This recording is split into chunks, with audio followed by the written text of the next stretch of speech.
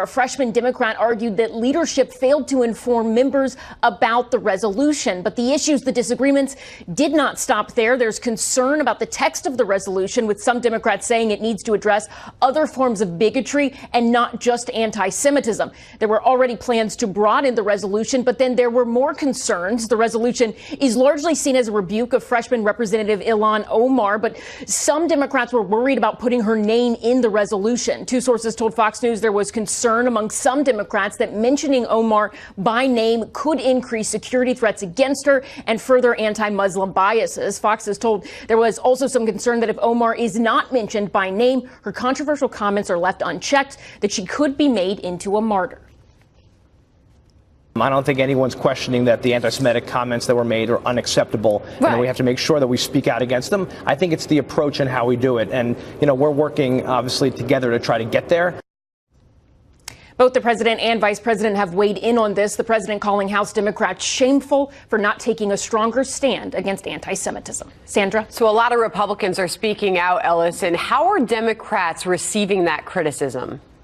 They don't seem to be overly concerned with it. They say that Republicans have their own issues and aren't really one to point fingers at the House Democratic presser. Yesterday, Representative Hakeem Jeffries specifically pointed at Senator Mitch McConnell, saying he has heard in Mr. Jeffries' opinion bad things, controversial remarks come out of the White House. And he says that Mitch McConnell has not commented on those. So until then, he said that the Democratic Party would not be lectured by Mitch McConnell on anything. Sandra? Ellison Barber in Washington. Ellison, thank you. You bet. I believe that all of the members were satisfied with the statements and the responses that I gave to them. I told them that any additional information that they would want, they should feel comfortable to reach out to my counsel, and I would continue to cooperate to the fullest extent of my capabilities. So that is Michael Cohen late yesterday, leaving his closed-door testimony as we get confirmation now that Michael Cohen did, in fact, ask his former attorney for a pardon from the president. Newt Gingrich, former Speaker of the House, Fox News contributor, host of a brand new podcast called Newt's World. It's available for download right now. Good-looking shot there. How are you, Mr. Speaker? Good morning to you. So our viewers recall, this is Michael Cohen a week ago yesterday under testimony on the Hill. Watch here. The pain that I have caused my family and my friends, nothing can do that. And I have never asked for, nor would I accept, a pardon from President Trump. So now we're looking at this in a new lens. Rudy Giuliani earlier today, here's his tweet. Congressman Cummings said he would make sure there would be terrible consequences if Cohen perjured himself in his latest public testimony. Now at least 3 perjuries. Never asked for a pardon, never sought a government job, and represented foreign entities. Did he lie 3 times? Well, I think the evidence is pretty clear that he did. But look, Cohen's entire post-FBI career is lying. He was convicted of lying. So the Democrats, largely to embarrass the President of the United States, while he was meeting with the North Korean dictator in Hanoi, the Democrats staged this mock show in which a convicted liar comes in to lie again.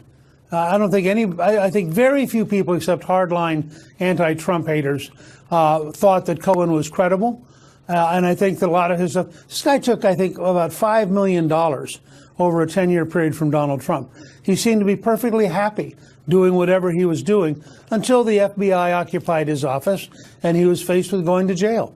Suddenly he had a conversion experience caused, I think, by the FBI. And what he said last week was a lie. I have no idea between last week and this week which are the real truth, but he clearly is in danger once again of having committed perjury. And I think several Republican congressmen have written the Justice Department and saying that they think he has to be reinvestigated for new perjury. Well, Lanny Davis was asked about it. Lanny Davis is the attorney for Michael Cohen. If you look at the hearing video, I see the smile already. Let me get to the question. I'll let you answer that. Lanny Davis is the attorney, long history with the Clintons, sitting behind Michael Cohen's right shoulder throughout the testimony. He had to know what was in that prepared statement. So we got a statement from Lanny Davis just about an hour ago. Here's what he says, in part, prior to Michael Cohen's decision to leave the Joint Defense Group In Tell the Truth, July 2, 2018, Michael was open to the ongoing dangling of a possible pardon by Trump representatives privately and in the media. After July 2, Mr. Cohen authorized me as a new lawyer to say publicly Mr. Cohen would never accept a pardon from President Trump, even if offered. That continues to be the case. How do we square that based on the testimony and the words of Michael Cohen that I just played for you, sir? Well, I mean, the reason I'm smiling so much is, look, I know Lanny Davis. He's a very smart guy. He's also, frankly, a very funny guy in private. But he's also one of Hillary Clinton's closest friends. I mean, the whole spectacle of Hillary Clinton's close friend manipulating Michael Cohen, and I personally believe a lot of the nastiest language in Cohen's statement came from Lanny, who's having a great time. He's getting paid to attack Hillary Clinton's opponent who defeated Hillary. It makes him feel better. It makes Hillary feel better. I don't know if it's very good for Cohen, but I admire Lanny. He's very creative. And I would just remember every time you see him say something, this is one of the closest friends Hillary Clinton has, and that is who's attacking Donald Trump. Well, I'm not asking you about a personal opinion on Lanny Davis. We don't know him very well. I find him to be quite enjoyable. I'm asking you whether or not Michael Cohen's a liar and whether or not Lanny Davis knew it. My guess, because I haven't asked Lanny personally, my guess is, A, I'm pretty certain Michael Cohen's a liar. B, I'm pretty certain Lanny Davis knew it. But again, Lanny has got lawyer-client confidentiality. He's protected in knowing it, and he has no obligation as the attorney to come forward. I mean, I think that his obligation is to his client, and he's going to try to, this is a classic case of trying to create a silk purse, out of a sow. I mean, he's got a terrible client with a terrible record who has a terrible habit of lying, and Lanny's got to make the best of it. Okay. Another topic here. You know what's going on among the House Democrats? Rashida Tlaib, she wants to impeach the president. We heard those comments upon her election. Here's her tweet. Today, I announced later this month, I'll be introducing a resolution to have the Judiciary Committee move on investigating grounds for impeachment. Our democracy must be protected. You have 3 freshman Democrats that seem to be waving the dog of the Democratic leadership. How's Nancy Pelosi going to manage this, sir? I think Nancy's in a very challenging spot, although she'd rather be Speaker and be in a challenging spot than be a minority leader. She has freshmen who don't care about her opinion. Remember, if you're a freshman Democrat, the 3 House leaders are the same age as your grandparents. I mean, they're not father and mother figures. These are grandparents. And I think that if you think about a typical, 27-year-old relating to their grandparent, you have some idea of how they view Nancy Pelosi. She has limited control over them. A number of them, frankly, don't care what she thinks and assume that they'll be there long after she is. And I think that her caucus will be continuously a mess because the cross pressure, if you're one of the new freshmen from a Donald Trump district, you are sort of terrified by watching how far to the left your party's going. If, on the other hand, you're from a hardcore left-wing district, you're thrilled at the courage of your nutcake left-wing representative. So I think the tension in that caucus is just going to grow every week. See the Wall Street Journal today? They said they make the House Freedom Caucus look like powder puffs. That's the editorial. What happens on Omar quickly in the time we have left here, Ilhan Omar, and the resolution? I think the pressure keeps building, and I think at some point the Democrats will hope that it goes away, but I think it won't go away, and eventually they'll have to vote to, at a minimum, rebuke her, and at a maximum take her off the Foreign Relations Committee. Thank you, sir. We'll check out Newt's World. Thank you, sir. Newt Gingrich there in Washington. We'll talk again. Thank you. Appreciate that. David Axelrod, as Newt Gingrich has told us a couple times already, he made a mistake in the 1990s over the Bill Clinton matter. And Axelrod saying, you don't do this. Take it slow, but we'll see which way they go based on leadership's decisions. Fascinating reaction on all the top stories this morning. Meanwhile, there's this new reports and satellite images coming in citing activity at a North Korean missile site, sparking new concerns. Kim Jong-un could be ramping up his nuclear weapons program. But the Trump administration still hopeful for a deal. So what happens next with all of this? We're going to bring in former Ambassador Bill Richardson. Plus, there's this. We've just toured part of the devastation Of Paul Manafort in Alexandria, Virginia today. The former Trump campaign chair will be learning his fate for tax and bank fraud after being convicted of 8 felony counts. Manafort facing the real possibility of spending the rest of his life in prison. We're going to bring you those details as soon as we get them on America's Newsroom. Fireworks on Capitol Hill, House Democrats clashing with Homeland Security Secretary Kirstjen Nielsen. All this over border security, Nielsen calling the situation a legitimate national emergency, offering some stunning stats, too, about illegal immigrants at the border. At the current pace, we are on track to encounter close to 1 million illegal aliens at our southern border this year. This is not a manufactured crisis. This is truly an emergency. Are we still putting children in cages?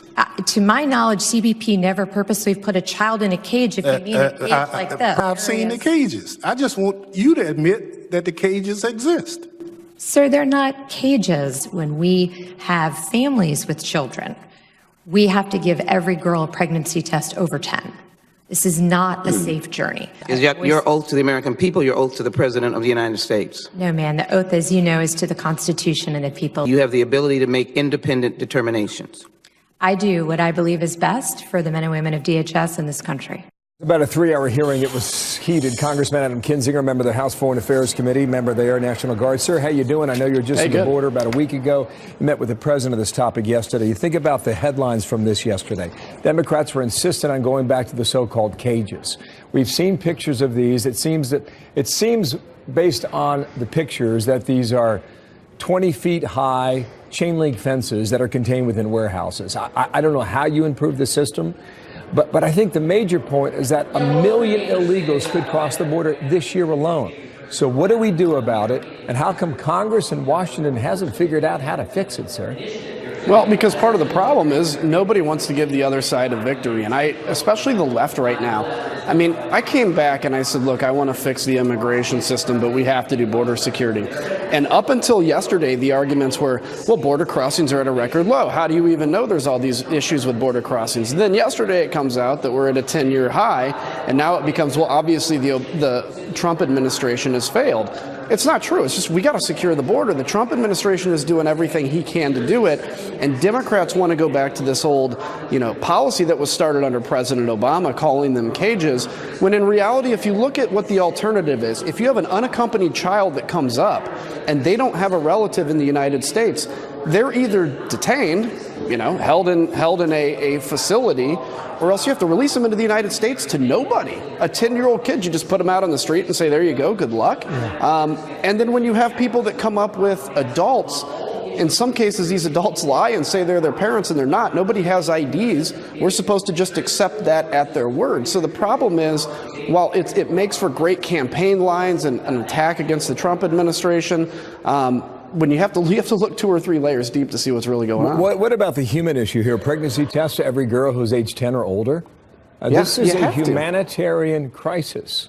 That's right. The statistics say that 1/3 of women and girls that make the journey from Central America to here are raped or sexually assaulted. You have to give them a pregnancy test. It's awful. It's terrible to talk about. But when when the Democrats try to say that it's, Border Patrol or it's the administration that's terrorizing these people, that have PTS symptoms at the end of this, it's actually the human traffickers that convince them to do it, that do these terrible things to people. And it's also the parents that send their kids up here without any adult supervision, the unaccompanied minors. Tell me how that's good for a 10-year-old kid to send them in a group of people and say, good luck. No, you met with the president yesterday and shared a lot of those feelings there. Quickly here, I just want to get to this tweet that you sent out. Anti-Semitism, you write, has no place in this Congress or this country. Representative Omar should be removed from the House Foreign Affairs Committee. We must hold ourselves to a higher standard in office. I don't know what the Democratic leadership does. What do you think they do now? Look, this is not your father's Democratic Party. If it was ever more obvious than today, I don't know when it was more obvious. They can't agree to condemn anti-Semitism. So look, Representative Omar can say whatever she wants. It's America. She's elected. But the Democrats can take her off of the committee that has to deal with these issues, because everything that we say on committee may not make front news headlines in the United States, but it does in the country we're talking about. Think about the impact. What do the Democrats stand for? We took a stand in some in our party and pulled him off of a committee. They need to do the same thing with anti-Semitism, for goodness sakes. Sir, thank you for your time. Anytime. Adam Kinzinger, the Republican from Illinois. We'll talk again. 21 past the hour now, Sandra. All right. Meanwhile, we are going to have the latest developments, 2 big new developments in Venezuela, and also this story on Facebook, privacy scandals, now launching a new initiative there saying users will not have to. It's home to many of the world's most impressive natural monuments and man-made. Statue of Liberty, the Lincoln Memorial, so impressive. And now we're getting a look at what might have been. New artist renderings of U.S. monuments that were designed but never built. Check it out. This is the sculptor's original design for Mount Rushmore, showing more of the presidents along with some of the key moments in U.S. history on the right-hand side. This was the idea for a Native American monument to be built in Staten Island. Sadly, that project scrapped with the advent of World War I. And this one democracy uniting the world was going to build in San Pedro, California. It was envisioned as a Statue of Liberty for the West Coast. There's still time. We can do that on the West Coast. That would be cool. Have you been to Mount Rushmore? Yes, indeed. Amazing Family stuff trip there. out Crazy Horse down the road, too. I'm really a special part of the world. Family trip out there? Must do. When I was, younger with my family, yeah. How about you? All the Smiths in the RV. We did. I love it. Station wagon. Right, you should have seen the Hemmers in theirs, too. Cranking up the old diamond as we go. Good stuff. All right, now to this. Facebook shifting focus to privacy. It's laying out a new initiative to help people have private conversations that not even Facebook can access. William Lajeunesse is live in Los Angeles. William, so what exactly are these changes that Mark Zuckerberg is talking about here? Well, there are several, and it would transform Facebook for users and as a business model, Sandra. Instead of just being a place where people share photos, trade messages, and keep up with friends, CEO Mark Zuckerberg said in an interview and blog post that Facebook would focus on private and encrypted communications. Unlike public posts, which everyone can see and live forever, messages would be private and disappear after a period of time. Zuckerberg also said he would merge Instagram, WhatsApp, and Messenger into a single service so users worldwide could communicate across networks. And I'm quoting, "We're building a foundation for social communication aligned with the direction people increasingly care about, messaging each other privately. I believe a privacy-focused communications platform will become even more important than today's open platforms." I think Facebook can offer services that give people a lot more privacy in the sense that they are deliberately not sharing their content with a wide circle of friends. So Zuckerberg said how long a message will last will be up to each user because he said people should not, quote, have to worry about what they share coming back to hurt them. Sandra? So for all the millions of users out there, William, what does this mean for the Facebook as we know it today? Well, he said this is going to take, quote, a few years, and I think it's fair to say that Facebook will evolve. It won't change radically. It will offer more options rather than stop doing exactly what it currently does. On the business side, Facebook revenue mostly is derived from selling and allowing advertisers to target users, of course, based on their personal choices. So it's not clear how under this new model with your encrypted communications, would that be available in some form to advertisers? I could buy into it. I think they could do it, like put up some type of firewalls or some type of things where so nobody can come and take some of my information. So I think what we're getting from Mark Zuckerberg is he's providing a roadmap as to where this company is going. It's not that competitors, Sandra, don't already do some of these things, right? Messages disappear, encryption is increasingly used, but Facebook is ubiquitous, of course, and they are the giant in the room, if you will. Absolutely. William Lajeunesse, thank you. And Hemmer, this is as this company's got a big job to do to shore up trust for its users in the face of everything that it has faced in recent months and years. And a lot of the tech blogs out there writing about the huge implications of this and to see Facebook, a company like this, moving in that direction. Privacy is key. Yeah, I agree with you on that. Also, a lot of these media sites, social media sites, are becoming troll farms, too, and I think he's trying to avoid some of that. It's a delicate dance based on the way it's developed so far. So we'll see what Facebook becomes. Very powerful still, though, nonetheless, and making a lot of money. Yep. Got this bombshell report now. New development, the corruption case against a former congressman. Aaron Schock was a rising star in the Republican Party. prosecutors are now dropping all the charges against him. Now, why would that be? He is our guest live today, coming up. Plus, breaking news on the crisis in Venezuela as a power struggle plays out between the disputed President Nicolas Maduro and opposition leader Juan Guaido and the United States. Governor Bill Richardson, former U.S. ambassador to the UN, will join us next on that. Nicolas Maduro about it. And, you know, Maduro thinks he's going to wait out Donald Trump. When the president's on something, it's like a dog on a bone. I mean, he will not let go. He is never going to give up on this until Maduro's out of there. Maduro's taken on a terrible enemy in Donald Trump, and the president and his administration deserves tremendous credit. And the Maduro regime is not a government. They are a mafia. Senator Rubio this morning tipping his hat to the president for his handling of Venezuela as the Maduro regime detains and then releases an American journalist. Cody Weddle was in Venezuela covering Juan Guaido's return. Joining us now, former U.S. ambassador to the UN, Governor Bill Richardson. Governor, thank you and appreciate your time this morning. That American journalist, his last on-air report was Monday, and he was detailing Guaido's return. After defying the travel ban there, he tweeted out, which was his last tweet before he was detained, he had called Guaido's return triumphant. A couple big developments happening in Venezuela as the crisis there continues. Your thoughts this morning, sir? Well, look, I think we're taking the right position, backing Guaido, insisting that this journalist be freed. You know, Maduro is in trouble. There's no question. We're on the right side. My worry, Sandra, is that we need a diplomatic strategy that leads to free and fair elections, supervised by international observers. And the key is the Venezuelan military. The problem is they are still backing Maduro. And, you know, Maduro's been in for close to 10 years. He's pretty resilient.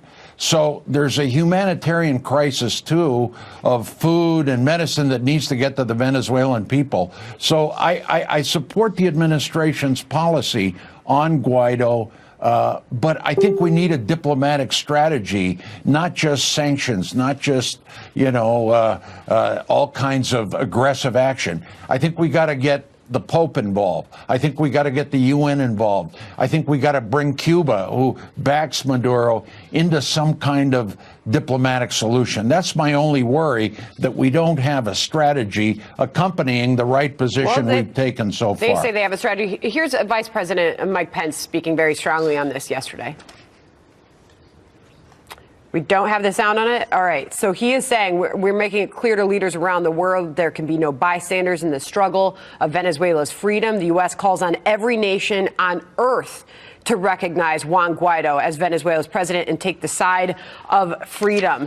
And by the way, this is as John Bolton, the president's national security advisor, is calling on further sanctions. We know that he is putting foreign banks, quote, on notice.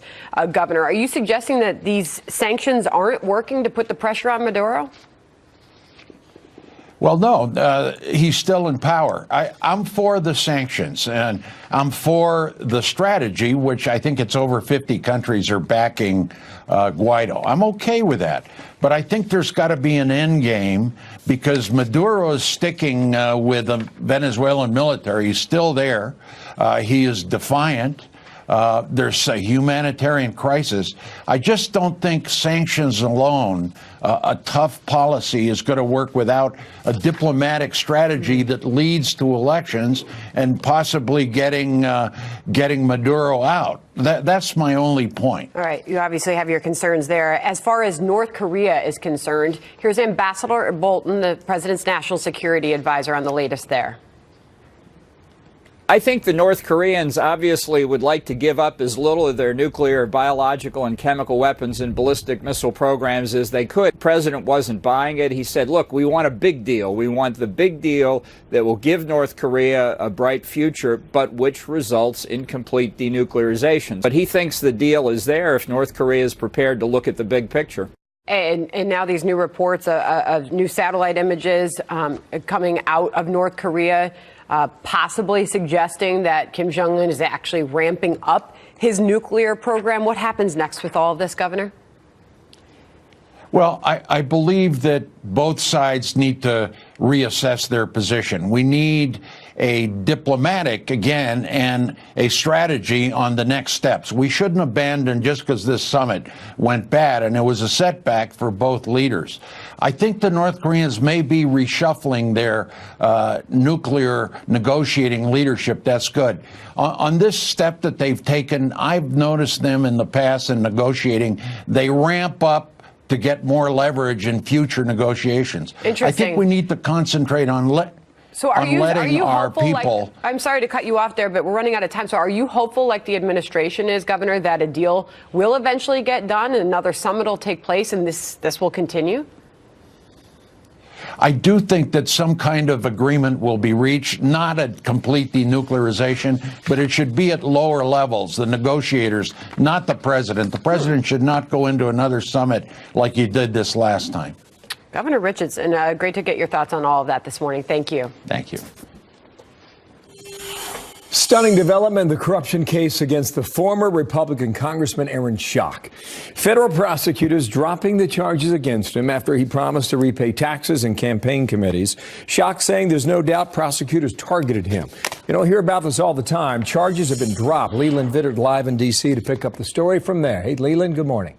No, good morning to you, Bill. You said stunning, shocking turn of events would be right. Pick your adjective. Prosecutors saying that the payback agreement, as they have now looked at these alleged crimes, is fair and just. This is a far cry from the years in prison Schock faced on multiple charges for wire and mail fraud. The original charging affidavit read like a political thriller, using campaign funds and even government funds for a series of expenditures, including redecorating his office to be like the TV series Downton Abbey, traveling to get haircuts, private jets, flipping tickets to the Super Bowl and World Series at a profit, but not reporting the income. Now, all he has to do is pay back about $68,000, stay out of trouble for 6 months, and reach a settlement with the IRS. With that, he is off scot-free. And as his lawyer pointed out, he did not plead guilty to a single crime. Here's Schock yesterday. I think it became very obvious to all of us that he saw me as his ticket to stardom. And I know for a fact that shortly after he indicted me, he began lobbying some of my former colleagues to become the next U.S. attorney. And so it becomes very obvious that there were political colors to this case. You know, you might remember Schock became a rising star in Congress at the age of 27. Obviously, those federal charges derailed his meteoric career. But for a while now, he says, Bill, he's not going to rule out running for office again. Well, stay tuned. Amazing turn of events here. Leland, thank you. As you point out there, later today, Aaron Schock will join us live. He's the former Illinois congressman to explain his case. And as we pointed out a moment ago, it doesn't always happen this way. So we'll figure out why. All right, that's coming up 20 minutes now before the hour. The White House calling out Democrats in the battle over border security. The president was elected to do exactly what he's doing. Democrats should actually focus on doing their job, not just attacking somebody. People didn't just elect them to come up here and complain. They elected them to come up here and deliver results. The issue dividing the GOP as a Senate vote looms. So will Republicans split with the president on this and vote to block it? We're going to dig into all that with Senator Ron Johnson. Also, we're hearing more emotional denials from the singer R. Kelly. What an interview this was. Got the national attention on him after a day in court and this stunning revelation. You know how many kids need a relationship with their father? What is your relationship with your children? Oh, my God. What is your relationship with your children?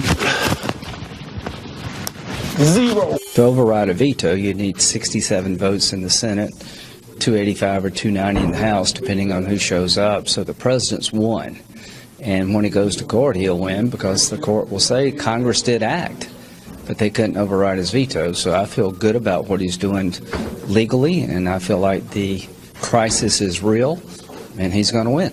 Senator Lindsey Graham there making the case for the president's national emergency declaration. President Trump urging Republicans to stay united ahead of a Senate vote to block it. Senator Ron Johnson, Republican chair of the Homeland Security Committee. How you doing, sir? And good morning to you. I'm seeing as many as 15 Republican senators might vote against the president on this measure. They're making the case, go ahead and take away the emergency declaration. You got a pile of $6 billion, which is more than you wanted originally for the wall. Do you think he's going to take that deal and back down off of that, Senator?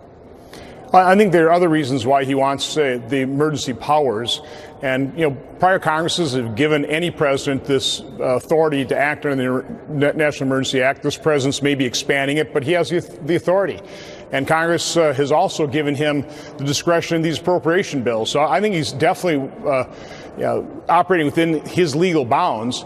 And from my standpoint, what I hope the Republican Senate does is not give Nancy Pelosi ball control of the United States Senate, but we should come up with our own piece of legislation that basically states what our position is. Republicans in the Senate support building the wall. We want to secure our border. We support the president on that. And to the extent that if we don't like the fact that prior Congresses had given him this authority, or any president this authority under the National Emergency Act, let's change that act. Mike Lee's going to have a bill that I'm co-sponsoring today that does just that. So that's the more appropriate way of doing this, as opposed to voting for Nancy Pelosi's resolution. That doesn't make any sense to me as a Republican in the United States Senate. You're working against the clock on that, There has to be a vote in this resolution based on law. Yeah, I think this is pretty simple, Bill. We just come up with our own piece of legislation.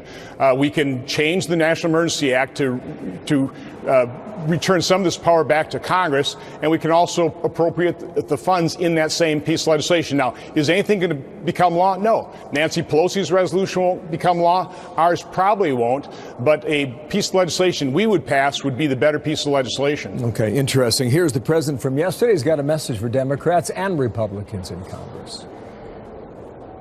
I think that really it's a very dangerous thing for people to be voting against border security for anybody, including Republicans. I really think that Republicans that vote against border security and the wall, I think, I've been okay at predicting things. I think they put themselves at great jeopardy. Check that clearly from Hanoi last week. Here's the tweet from the president now. More recent. Senate Republicans are not voting on constitutionality or precedent. They are voting on desperately needed border security and the wall. Our country is being invaded with drugs, human traffickers, and criminals of all shapes and sizes. That's what this vote is all about. Stay united. Easier said than done? Well, it is a political vote. We already know that Nancy Pelosi does not have the votes to override a veto, so it's a moot point. So from my standpoint, we should support the president. We do have a crisis at the border. In 2014, President Obama said it was a humanitarian crisis when 120,000 unaccompanied children and people coming in as families across the border illegally and were apprehended. Last year, 145,000 people came in illegally under those same categories. In 5 months, Bill, 159,000 unaccompanied children and family members have come to this country illegally. This is a growing crisis. It's not going away. 159,000 in 5 months versus 120,000 in a year when President Obama called it a humanitarian crisis. It is a crisis. It is an emergency. And Democrats have their heads so far in the sand when they say this is manufactured. This is a real crisis. It's beyond anything we've seen in the past. These are individuals that are coming here exploiting our laws, and they are staying, unlike what was happening earlier in the few decades in the 2000s when it was Mexican economic migrants that we could return immediately. They would sometimes be apprehended multiple times. So Democrats are comparing apples to oranges. This is a crisis. It is an emergency. He's concerned about the unity, so we'll see whether or not it happens. Sir, thank you for your time. Appreciate it. Ron Johnson, the Republican from Wisconsin. Thank you, Sandra. Hope in the face of tragedy. Students in the small town of Beauregard, Alabama, helping the community rebuild after a deadly tornado. Our next guest is one of the heroes leading the effort there. Coach Wade Thorne will join us live next. While there is always uncertainty about what tomorrow might be. The small town of Beauregard, Alabama, coming together in the wake of tragedy. Those tornadoes killing 23 people there. The students at Beauregard High School working alongside emergency crews and volunteers to help save what is left of that tight-knit community. And now one teacher is leading students in the cleanup effort there. His name is Wade Thorne. There he is, the Beauregard High School athletic and wrestling coach. Coach Thorne, welcome. Nice to have you on the program this morning. You and your school and your community have been through so much. I see the support of the students there behind you. How are you and your community doing this morning, Coach? We're doing great. How have you seen the students there come together in the wake of this horrible disaster? They've all came together and worked together like a team. Once this tragedy happened, everybody just kind of went, and nobody had to really tell them what to do. They just all wanted to ask, where do we go? What do we need to do? And they just all kind of met up at the church, the middle school, different places, and they just wanted to know where they could go serve the best in the community, and they've done an outstanding job. Your community's been through so much, and the students there and your school have been through so much. As one piece in Alabama's local press there points out, a grandmother of a baseball player passed away.